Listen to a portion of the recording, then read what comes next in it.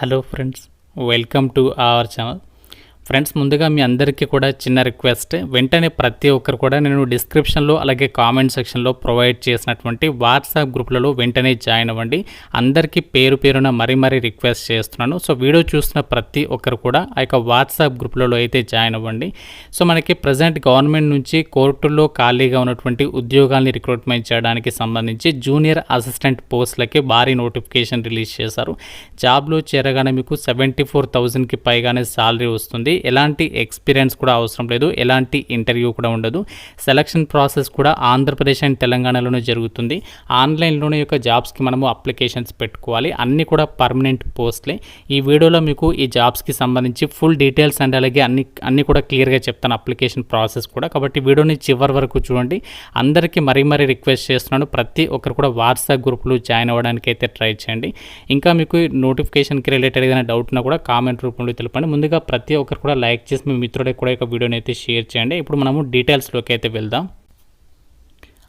ఇక్కడ నోటిఫికేషన్ డీటెయిల్స్లోకి వెళ్ళినట్లయితే గవర్నమెంట్ ఆఫ్ ఇండియా నుంచి అధికారికంగా పర్మనెంట్ ఉద్యోగాల్ని రిక్రూట్మెంట్ చేయడానికి సంబంధించి ఈ యొక్క నోటిఫికేషన్ అనేది అఫీషియల్గా అయితే రిలీజ్ అయింది. సో చాలామంది కోర్టుల్లో పర్మనెంట్ జాబ్స్ కోసం అయితే చూస్తుంటారు. సో వాళ్ళకి ఇది ఒక బెస్ట్ ఆపర్చునిటీ అని చెప్పుకోవచ్చు. ఇండియన్ సిటిజన్స్ అందరికీ సమాన అవకాశాలు కల్పిస్తూ ఈ నోటిఫికేషన్ అనేది రిలీజ్ చేయడం అనేది జరిగింది. టోటల్గా 241 వేకెన్సీస్ని అయితే రిక్రూట్మెంట్ చేస్తున్నారు. మార్చ్ 8, 2025 నాటికి నోటిఫికేషన్లో మెన్షన్ చేసిన క్వాలిఫికేషన్ మీకు ఉంటే సరిపోతుంది. ఈ నోటిఫికేషన్కి మీరు అప్లై చేసుకోవచ్చు. ఇవన్నీ కూడా గ్రూప్ బి క్యాడర్కి సంబంధించినటువంటి నాన్ గెజిటెడ్ హోదా ఉన్నటువంటి జూనియర్ కోర్ట్ అసిస్టెంట్ ఉద్యోగాలు.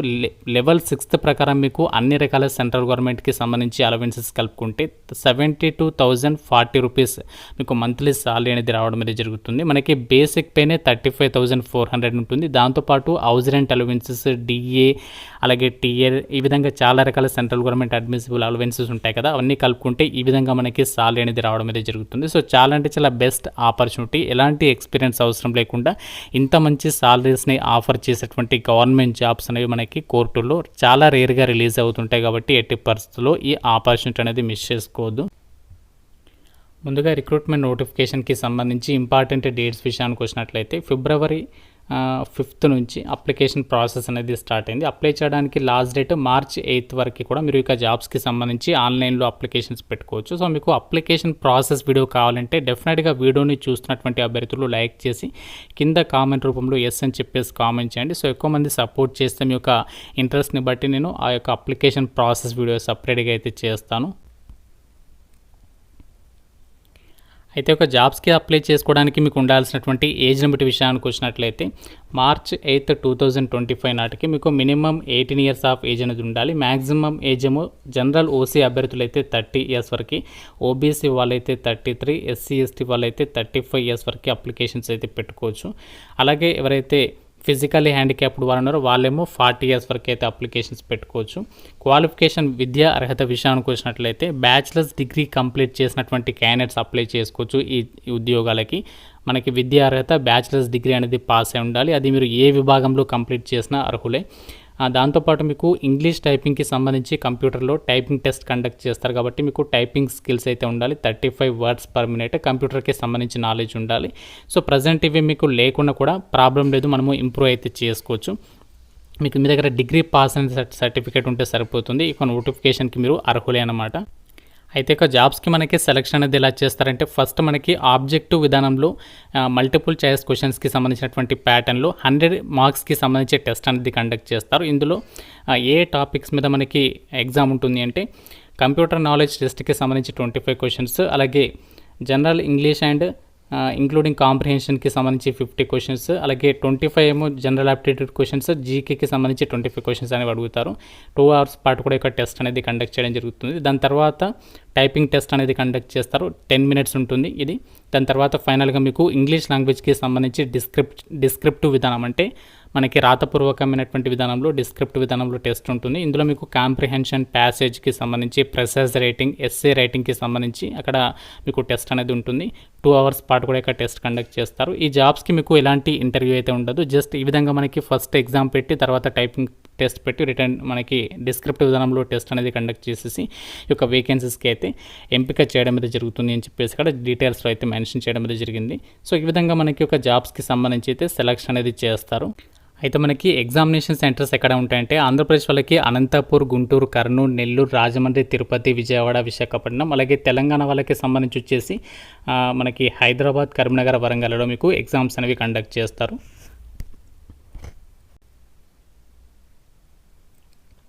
అయితే మీకు ఇక్కడ ఇంటర్వ్యూ అనేది ఉండదు అని చెప్పాను కదా, అయితే ఇంటర్వ్యూ ఇక్కడ ఉంటుంది అని చెప్పేసి నోటిఫికేషన్లో మెన్షన్ చేశారు. కానీ ఇక్కడ మీకు ఇంటర్వ్యూ ఉండదని ఎందుకు అన్నానంటే ఇక్కడ ఇంటర్వ్యూ వచ్చేసి జస్ట్ క్వాలిఫైయింగ్ నేచర్లో మాత్రమే ఉంటుంది. మినిమం మార్క్స్ మనము అందులో తెచ్చుకుంటే సరిపోతుంది. అంటే మనకి జస్ట్ బేసిక్ క్వశ్చన్స్ మాత్రమే, కమ్యూనికేషన్ స్కిల్స్ అలా చూస్తారు అంతేగాని సో మీకు ఫైనల్ సెలక్షన్ అనేది దేని మీద డిపెండ్ అయి ఉంటుందంటే మీరు ఏదైతే ఎగ్జామినేషన్ రాస్తారో సో దాని మీదనే మనకి ఎక్కువగా వాళ్ళు మెరిట్ లిస్ట్ అనేది ప్రిపేర్ చేస్తారు. ఈ యొక్క ఎగ్జామినేషన్లో మీరు మంచి స్కోర్ సాధించినట్లయితే డెఫినెట్గా మీకు జాబ్ అనేది వచ్చేటువంటి అవకాశం అనేది ఉంటుంది. ఇక జాబ్స్కి సంబంధించి అప్లికేషన్ ఫీజు విషయానికి వచ్చినట్లయితే జనరల్ ఓబీసీ వాళ్ళైతే 1000 రూపీస్, మిగతా వాళ్ళైతే మాత్రం SC, ST, ex service men, physical handicapped వాళ్ళైతే 250 రూపీస్ అప్లికేషన్ ఫీజు అనేది ఆన్లైన్లో పే చేయాల్సి ఉంటుంది. ఫ్రెండ్స్, నేను మీకు అప్లై లింక్ అనేది డిస్క్రిప్షన్లో అలాగే కామెంట్ సెక్షన్లో అయితే ప్రొవైడ్ చేస్తాను. సో ఆ లింక్ మీద క్లిక్ చేస్తే మీకు ఈ విధంగా సుప్రీం కోర్ట్ ఆఫ్ ఇండియాకి సంబంధించి ఒక అప్లికేషన్ ఫామ్ అని చెప్పేసి ఈ విధంగా మనకు ఒక పేజ్ వస్తుంది. సో ఇక్కడ ఇంపార్టెంట్ ఇన్ఫర్మేషన్ అని చెప్పేసి అన్ని డీటెయిల్స్ ఇచ్చారు. ఇక్కడ లింక్స్ కూడా ప్రొవైడ్ చేయడం జరిగింది. ఇక్కడ ఇంపార్టెంట్ డేట్స్ ఇచ్చారు. సో మీరు అప్లై చేయడానికి ఫస్ట్ ఇక్కడ రిజిస్టర్ పైన క్లిక్ చేయాలి. సో క్లిక్ చేయగానే మనకి ఈ విధంగా రిజిస్ట్రేషన్ ఫామ్ ఓపెన్ అవుతుంది. ఇందులో మీ డీటెయిల్స్ అన్ని కూడా ఫిల్ చేసే ముందు ఫస్ట్ ఇక్కడ ఇన్స్ట్రక్షన్స్ అన్ని కూడా క్లియర్గా చదవండి. సో దాని తర్వాత మనము ఇక్కడ ఈ యొక్క రిజిస్ట్రేషన్ ఫామ్ అనేది కంప్లీట్గా ఫిల్ చేసేసి ఇక్కడ పైన లాగిన్ కనిపిస్తుంది. సో దానిపైన క్లిక్ చేసి మనము అప్లికేషన్ ఫామ్ ఫిల్ చేసి సబ్మిషన్ చేస్తే సరిపోతుంది.